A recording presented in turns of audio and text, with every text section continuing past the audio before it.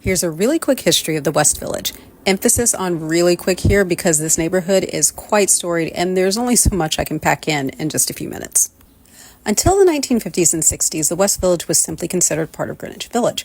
I'll cover Greenwich Village proper more in another video, but there's going to be some crossover in this video because of how intertwined the two are. Back in the 1630s, part of the area that we now call the West Village was a tobacco farm owned by then-Governor Wouter van Twiller. A lot of the area surrounding his farm was actually still quite forested. In fact, the farm's name was Bossenbouwerie, which meant farm in the woods. But this area only remained under Dutch control until 1664, when the British took over New Netherland at large.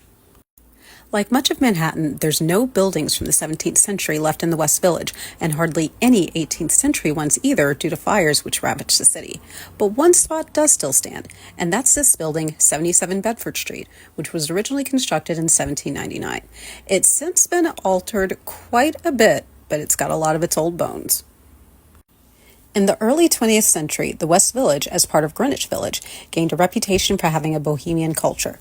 Thanks to inexpensive housing, the area attracted many people who were artists and those who were open to new political and cultural paradigms. In fact, the area had the nickname Little Bohemia beginning in 1916. Many vestiges of this time remain in the area, chief among them being the Cherry Lane Theater, which is the city's oldest continuously operating off-Broadway theater.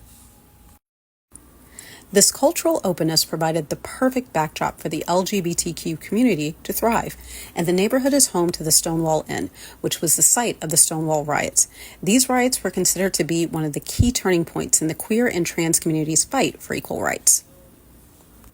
The area officially came to be known as the West Village due to preservation efforts starting in the 1950s and 60s, spearheaded by the legendary journalist and activist Jane Jacobs. I'll talk about her a bit more in another video, but suffice to say she was one of the most influential urban thought leaders of the 20th century, and her influence is still prominent today. The efforts of Jacobs and many others were incredibly successful, and the vast majority of the West Village was designated as a historic district. This is why the West Village has such indelible charm, which has made it such a beloved neighborhood in the city for both locals and tourists alike.